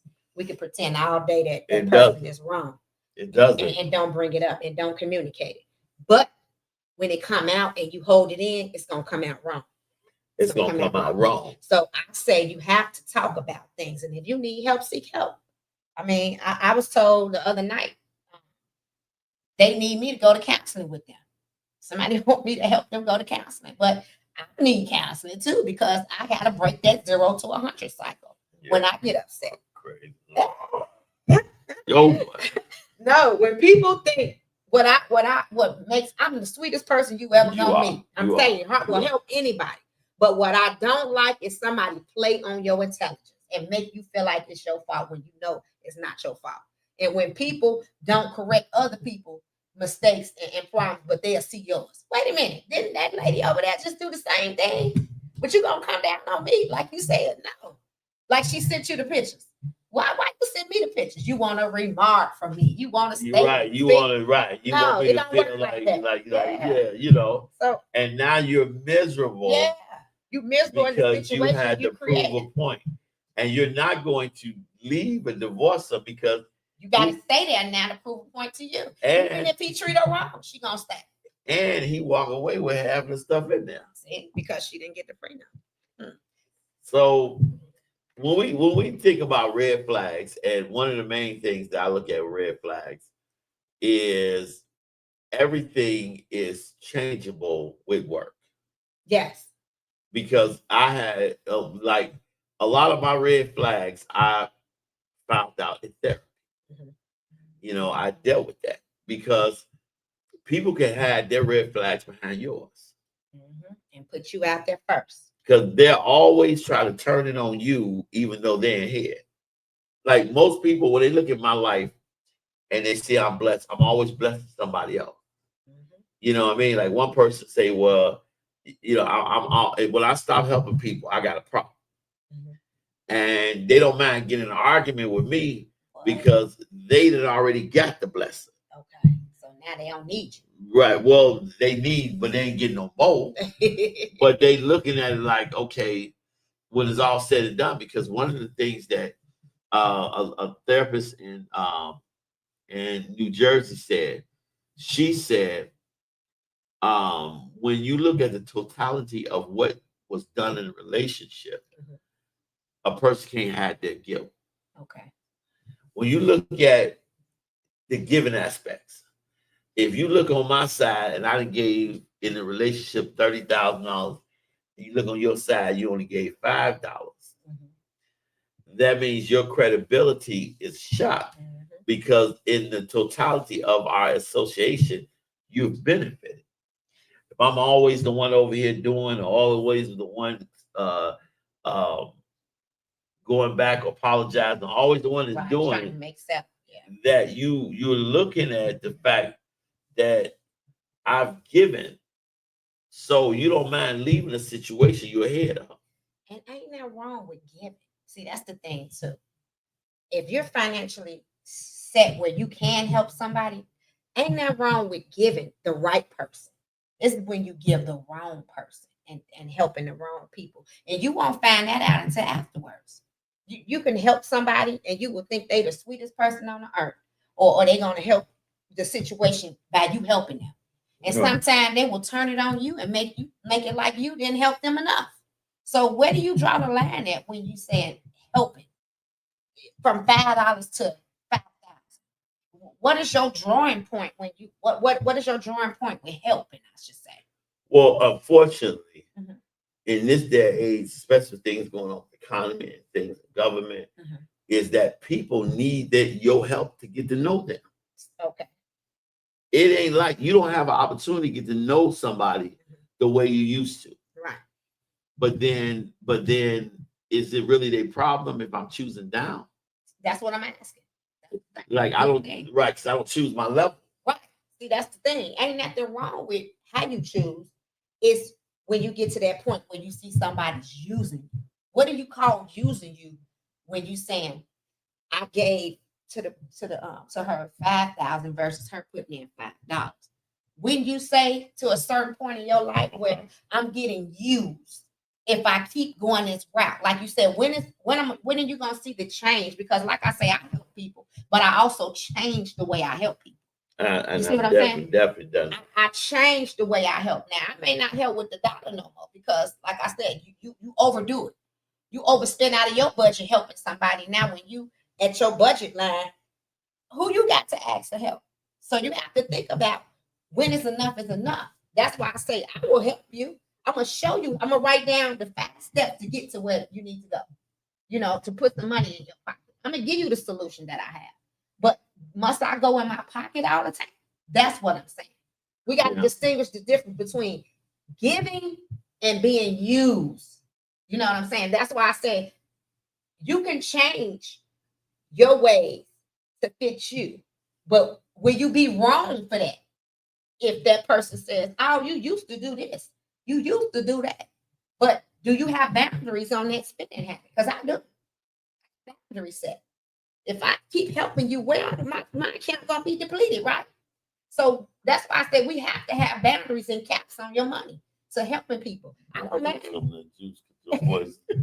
You talking so much, your voice starting to fade. Yeah, I don't mind. These are good topics, though. Good questions. Wow, her voice is come back. These are good questions and good topics. I mean, like I said, if you can help somebody, ain't nothing wrong with helping them. But when it becomes a usury stage, that's where I have a problem. And you're not going to avoid somebody with red flags. No. Because let's see where the red flags come from. When we look at the definition, let me see what definition of a red flag. Let me look up the definition of red flag. Let me see what it says. Let me see. The red flag is the red color used of warning and danger. A red flag is used as a symbol of a solution or a revolution. When we talk about a red flag is to warn you of something. Mm-hmm.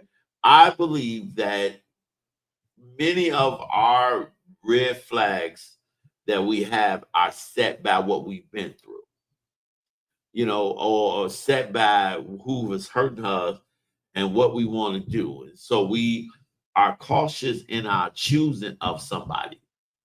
But one of the things, we cannot hold red flags over people because we see similarities from what somebody else done to us. When you look at red flags, because, is it their character, their pattern, or who they are opposed to their situation?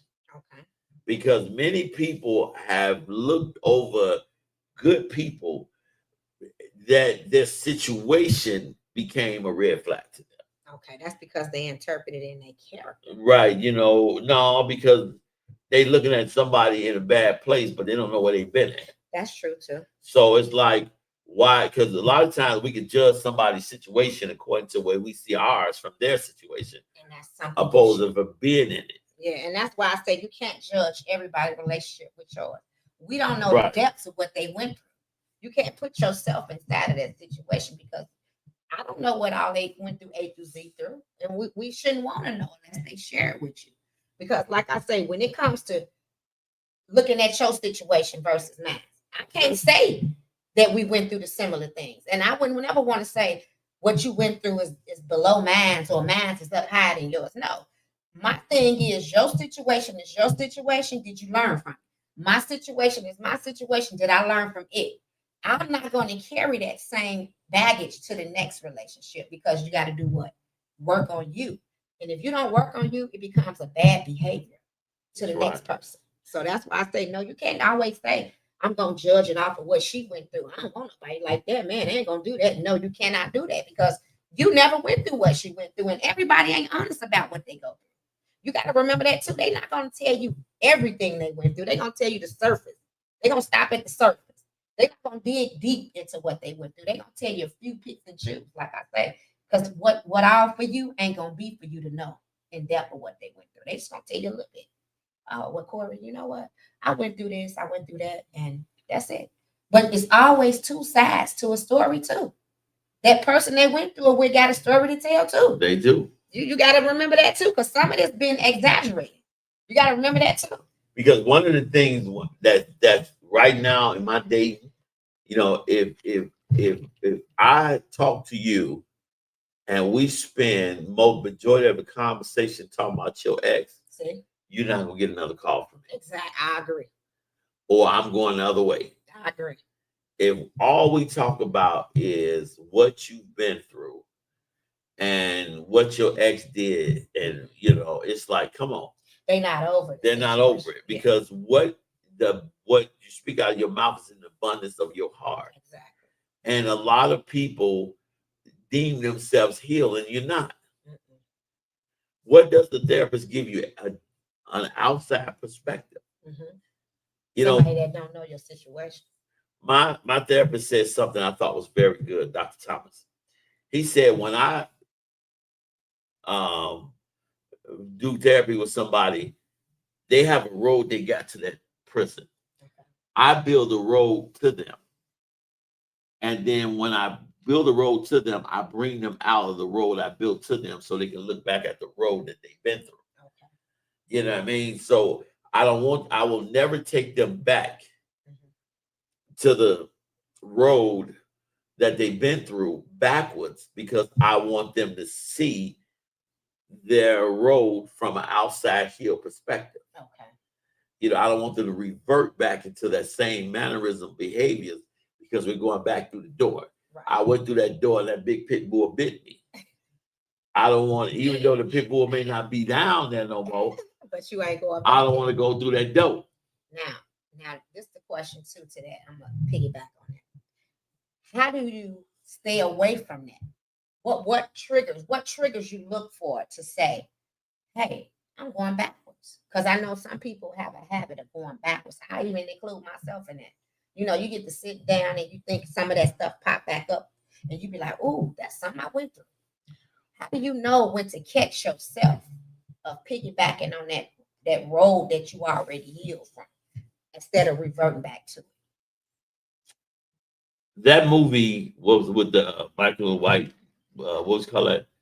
Sinners, that vampire movie, whatever. Uh-huh. They have to be invited in before they can do anything to you. Okay. Most of our troubles have been invited in. Okay. The devil cannot do nothing to us that we don't allow him to do to us. Okay. God has given us power over it. And so who were we when we let him in? Right. Who were we when we got involved with that person? Okay. Because one of my healing factors in therapy is I believe in two concepts. Okay. Radical acceptance and stop blaming. Okay. Everybody ever did something to me, it was never their fault. Mm. Why? Because I put myself in a position to be hurt. Right. You know what I mean? I put myself in a position to be hurt. That's deep, yeah. But when I heal me, I never put myself in that position again. That's true if you go back. Because before they did anything, there was a choice. You know, that's why when somebody cheat, it ain't like you tripped and slipped and y'all clothes fell off and y'all was doing something. Everything. Ooh, I tripped on that rock, all my clothes fell off. No, that was a decision. A choice you made, right? You made it. You So know, everything is, you're right, is a decision. so you heal yourself before the decision ever made. Exactly. That was what Dr. Thomas' concept was. He's always say, let me take you back to go heal a stable boy. So the man could. But it's the truth. True. Girl, baby, I made a mistake. How you make a mistake? Right. I mean, It's a choice. you just tripped, and you know. Right. True. You ever seen this movie Jungle Fever? I see it. Yeah. Before he slept with that lady, what did he say? I've never cheated on my wife. Did you believe that though? But no, he would tell the truth. Before he But cheated. no, I'm saying, would you believe that and knowing that? No, because he ran into that Right, and that's what I'm basically, saying. but he said, I've never cheated on my wife. But But he said that. he still chose to Basically, like I've never I'm about to do something with Yeah, you yeah. that I've never done cheat. before. Right. But I know the choice that I'm making. And he was cool with it. Yeah. Like you gotta already know. Even us as believers. You know, most people think that Jesus died on the cross first. No, he died in the Garden of Gethsemane first. Mhm. When he said, let this cup pass me up, but nevertheless, let your will be done. Right. Now, I accept what I got to go through. Exactly. Even before I go through it, I accept it. Yeah, because like you say, you gotta accept it's your, like you say, our fault for allowing it to happen. Allow it, because who was I before? That's why it's so important with me. If God, and I've been praying and been prophesied to me, and I'm about to get in, and with my wife, and we're about to go and everything, who God chose. But one of the things that I understood about that, and I understand about that right now, is it's got to be God's way, because I'm going to mess it up. Because you tried it your way, is what you said. And I want to come off not looking for red flags, but I want to come off to somebody and say, I don't want to make the mistakes that I made to put me in a situation, and I want to meet another person who don't want to make the same mistake that they made to make different mistakes. So not to me to come and say, okay, them are red flags. Let us not make the same mistakes that we made prior to us meeting each other I agree. and make good sound decisions. I agree. That's what you should do further moving forward. You're right. Not look at the red flags, but let's see, can we grow together? Right. See, make different decisions. In your mind, you got to already be thinking, and hopefully the next person that God sends will be thinking, hey, I'm not going back to the same thing. We're going to move forward in progress. Ain't nothing wrong with that. And I agree. That's how it should be done. But 9 times out of 10, you're going to meet that person that's going to already be saying, well, let me tell you what happened. Let me tell you about what happened. No, I asked you, how was your day? I didn't ask you, how was your life before me? How was your day? You know what I'm saying? Let's talk about how was your day. Let's stick to that. Some people can't stick on topic. It's about communicating. Like you say, over talking. No, let's stick to the topic. How was your day? What are we gonna build? I give my money to the bank. I don't need to give it to you. And then one other thing, pet peeve. I don't know if it's yours. Attitude. Yeah. Somebody wake up, attitude for no reason. You feel like you can say whatever you want to say. Mad to the world, red flag. Why are you so angry? Me and Corey know 2 people right now that's angry. Angry for no reason. Just get bad vibes for no reason.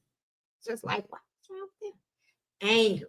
If you don't wake up with a smile on your own face, it's within you. I'm happy every day that God gave me a chance to do something different.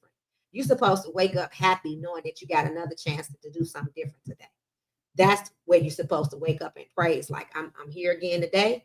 Let me do something different that I didn't do yesterday.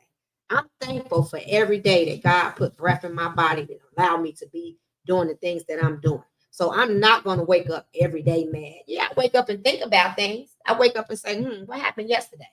Let me think about yesterday's day before I begin my day today, because I'm going to make sure whatever went wrong yesterday, I'm not going to do the same thing today in my life. I feel like when you can overcome things, especially the challenging ones, of somebody did something to you, and that's a big heartfelt when somebody do something to you and you can get the chance to sit down and talk to them and say, let me find out what happened with us. Let's try to work things out to a mutual so we can be mutual friends or conversate on a certain level with respect. If you can do that and turn things around in your life to say it ain't always got to be a battle. You don't always got to come out swinging the bat and saying, "Hey, we finna hit home runs today because I'm gonna tear this person down." No, let's come out today and say, "What could I do differently? What can I do to make this situation better with this person that we had a little conflict with?" Let's try conflict resolution. I mean, I'm not perfect. I have to do that too, with people in the end results, and say, "Hey, where did we go wrong at? Let's try to rectify this so we can be on good time. I don't want to carry this no more." That's what I'm saying. You shouldn't have to always carry that burden on your head about when something went wrong with you and that person. Let's try to rectify and move forward. And that's all what life is about. Living peacefully with your decisions and your choices. Nobody say you got to wake up mad. No, I want to wake up cheesy, happy. Hey, let me get this day started. With a smile. 10 times that's brighter than the last smile from yesterday. You don't always have to let your problems dictate your happiness. Just wake up. Try it one day. Try it tomorrow. Hey, I'm going to just go to bed tonight and wake up tomorrow smile. See how you like it. Well, we got about 4 minutes. So welcome as my new co-host. How do you feel? I mean, you love radio? You glad you I like it because, like I say, you get a chance to talk about things that people don't want to talk about. A lot of people hold things in. And I think this platform, like I say, it's a stress reliever for me because we deal with a lot of stuff day to day, work, kids, your life is exactly living. So when you get on this show, you don't know who you helping. You got a lot of watchers, a lot of people that's going through different things. We didn't went through different things because we ain't perfect. We live up until today. We still living. We still here. But if I can help somebody go through something and change their life or their way of thinking, because I have to change my way of thinking. We ain't through growing. We ain't through living either, as far as if God give us tomorrow to come up in here and breathe, So I would say I love it now that I have a platform to talk to other people around the world and listen to their reviews and comments and give different feedback on different things we can talk about. Because this is topics that a lot of people are scared to address. A lot of people like women are going through, or men get abused too. Men are getting abused out here. Men are going through things. So if they can hear some of this stuff and take something that we're saying and put it in their life, maybe they'll change too, Yes. Everything helps. It helps us talking about things. It'll stop us from going back through the same things we went through. Because it's fresh on your mind. So if you walk out this door right now and meet somebody, you're gonna be like, okay, we ain't looking for red flags. We looking for that same repetition, that same continuous role play. Far as let me see what you're talking about. I'm not gonna always come out the door looking for no red flags. Who does that? That means you're looking for mistakes. Let's just go with the flow. That's all. And that's so powerful because next week we're going to be talking about the dynamics of interracial marriages, relationships, because you have a lot of people, some people that don't want to date in their race. Some people are tired of dating their race. Some people, I made a point about, the black man being the most disrespected of all men in his race, by his race. The black female being disrespected by the males in her race, opposed to other races, and with all the demasculation campaigns going on and all things happening, and the shortage of men. Why is it that so many of our men date and marry different, different races? I married somebody that was, that divorce was in a different race, and I did that. Because I got tired at one point dealing with our sisters. I got to fight them to love them. Is that the one you gave your house up to? No, but everybody to get it out to the best ladies. You ain't going to get that. But it was basically and we look at different aspects of it because unfortunately it's basically we have this notion, but then I want to talk about from a spiritual and a historical way when you think about slavery and everything, where we will submit to other races but not our own race. That's deep. And we're going to get deep in that. So We thank you guys for joining in. You guys, you want to say hello to anybody? Hello, everybody, and I appreciate the continuous watchers and listeners, and all your comments we'll address, and feedback is good. And like I say, if you can take something and learn something from me and Corey today, and take our point of views that we have been through and learn from things, and we're still learning. So I appreciate you joining in and watching us today. And I just want to tell you guys, I heard what you said, you know, far as Miss Katina, how you really enjoyed her, how you really thought she was good, and now she's my co-host. And we're gonna take it to the next level. So I thank you guys. Enjoy your Saturday. Be the rescue you say you want to see, and if there's a change that needs to be made, you make that change. We're not our red flags. We're not our was. We are who God created us to be, and that's who we're supposed to be. We will be from this point on. Love you guys. See y'all guys next Saturday. Have a nice one.